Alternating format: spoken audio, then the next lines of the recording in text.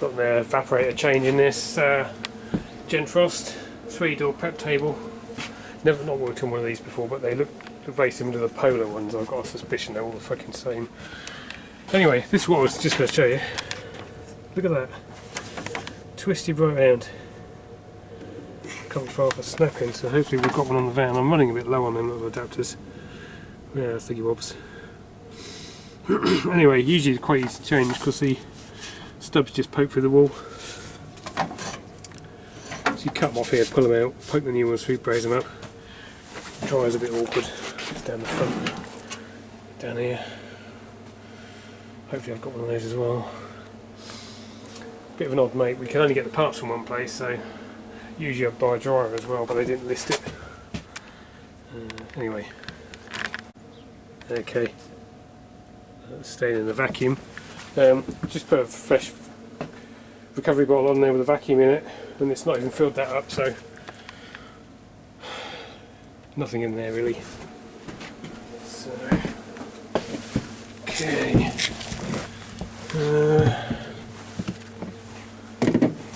That rail can actually stay on there, I think. So we've got this rail on the side.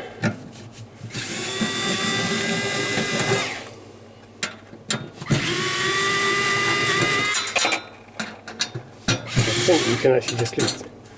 No, I don't think the screws actually fit through them cutouts.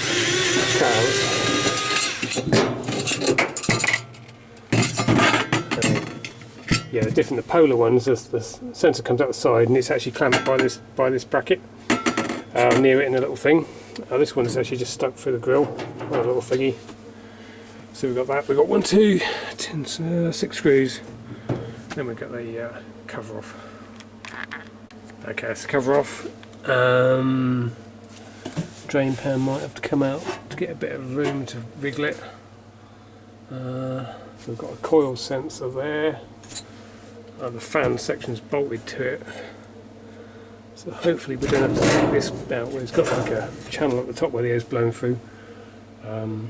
We might, if we take the drain pan loose, we might be able to pull that out and drop it down low enough to be able to get the fan section out. Because that's bolted in. I don't know if we got all the threaded rivets. We might be able to get in there with a little screwdriver and then just wind the screws out. Well, it looks something like the coil looks a bit smaller. I don't know. No, it's about the same size. That's about the same height. So, we can probably reuse that stub on the compressor. So yeah, looks like it'll just fit because we've got the 4 holes in the top for the fans, and then we've got the holes in the back for the screws where it goes into the back wall down there. We haven't got these screws here. We want to be careful when we put them in, otherwise we're going to end up with a leak.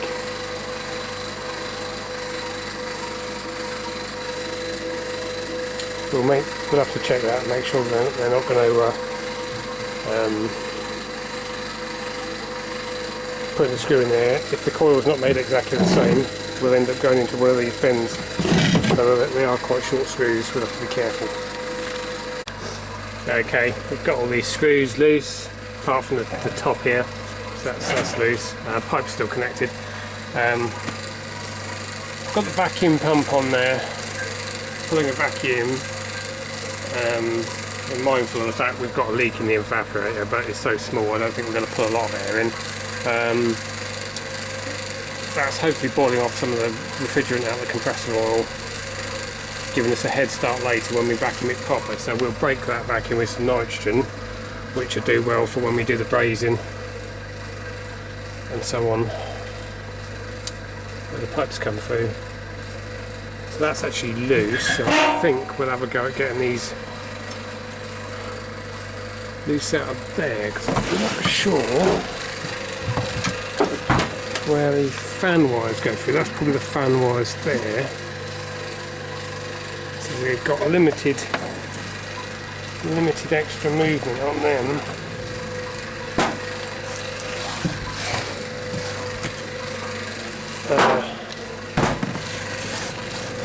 Not a lot of room because we're in a trailer, so burger van trailer. So that's limited movement. That's how far we can pull it out because the cable's for them. What you don't want to do is pull them out, get your job done and push them back in, and then you've got a big loop of wiring behind it, and when you push it back in it's catching, and you'll only find that out when you put it all back together. Oh, plus we've got the temperature sensors, they come through somewhere. Now that one might come through down, I'm not sure with these. That one probably comes through in this corner. That other one might come through in that far corner.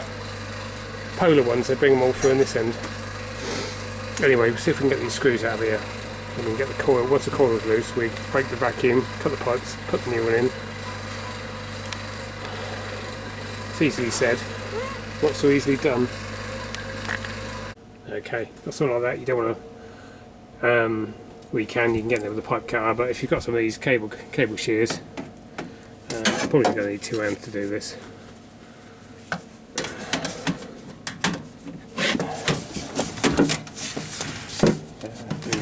To do this. Got quite a bit of nitrogen in there, so it might well hiss a fair bit.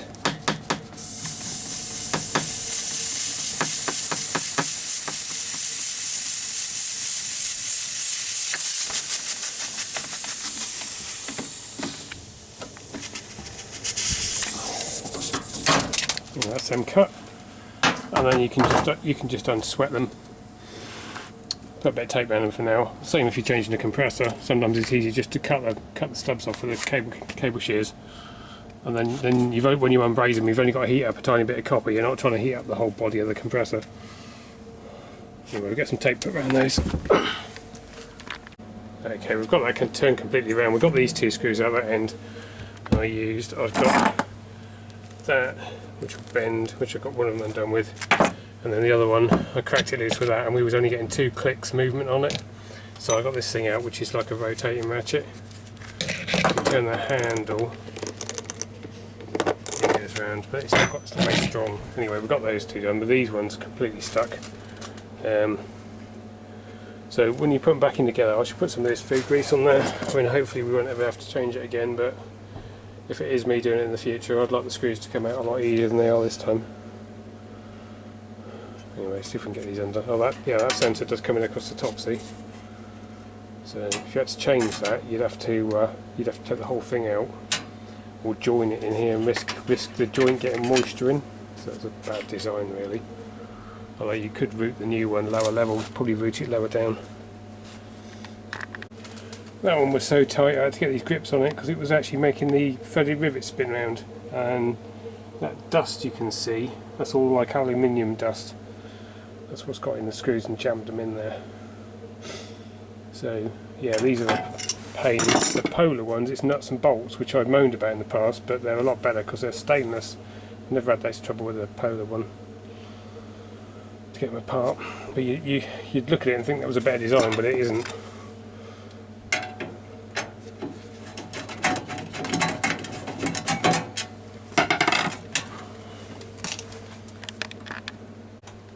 Hunt about in the van, and I've got some of these M5 flange nuts, so that they'll do the job. And we've got somewhere in here, got a 8mm spanner, so that we'll be able to reach in. So we'll get all this put back together, and then we've got the braze. We'll get this fitted, that fitted, and then we can braze it in, and while it's vacuuming we can put the rest of the cover back on. Okay, we got them 2 done fairly easily. That front one weren't too bad, that back one was an absolute nightmare. I've got screwdriver adapter and a couple of extensions, and I put the screw in from the bottom because I couldn't get my hand in there to put the nut in, and then we've got the nut fed on. I can't see what's what down there. The nut on from the top. I just nip them up. They don't need to be murder tight. It's not going to go anywhere. There's quite a small little gap to be working in. then you end up cutting yourself on all the fins. Anyway.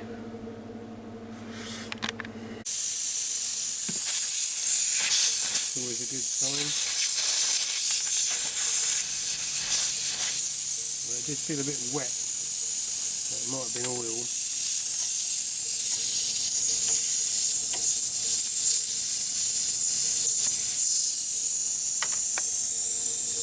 Okay, got those two braised together, they look okay, and we've put that other Schrader thingy bob, what do you call them? Oh, mine's got a blank access fitting or something like that. A little heat shield. So let's get some nitrogen whacked in there, and hopefully our brace joints are good, and we can get it on vacuuming. And while we're doing that, we can start putting everything else back together. Here's the thing with these class 1 gauges, they will actually go past 0.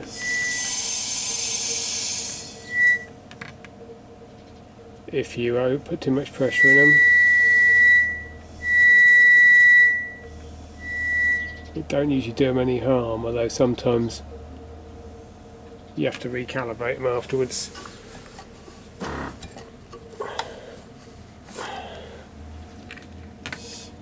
Oh, it's gone a bit over. Oh, it's in the middle of the... It's right on the 1 for 134A, so we'll leave it on that for a bit. Okay, got the drain pan back in. Don't fit very well, but where it's got a screw, it's tight. Could do with some more screws in there, really. Well, it looks like it's been leaking before anyway. What can you do? Yep, so that's done. This is tight. We've checked all the motors go around. So we've got that cover to go on. Got to feed the sensor through that hole. Then it's a mixture of screw. Oh, we've got to drill those holes out, haven't we? Yeah, that'll be fun. Well, we'll put these 2 screws in the top, that'll locate it height-wise, and then we'll. I might put some pen marks on there and just see where they line up. And just check we're not going to drill all through one of them elbows, because that would not be a good end to the day. Yeah, our pen marks work out in between coils, so we just want to go through. I might put a bit of tube over the drill bit, so the drill's only got a couple of mils protruding, and that way we can't sort of go through and then jab it. But we just want a drill bit that's going to do a pilot hole big enough for them. Okay, that's all back together, and we don't think we've drilled a hole through them. Hopefully not. Let's see. Oh, my legs are seized up. Oh, getting too old for this.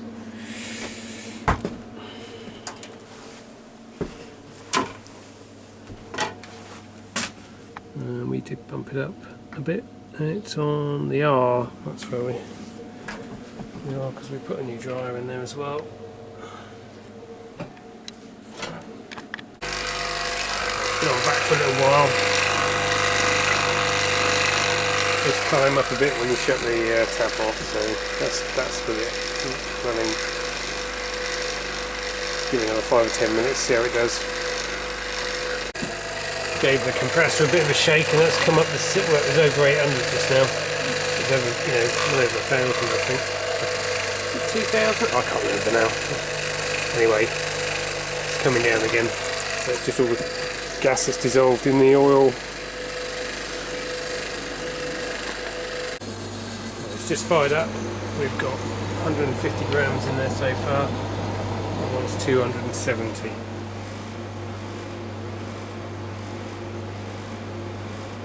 It's not helping, it's so cold out here, there's not a lot of pressure in the bottle.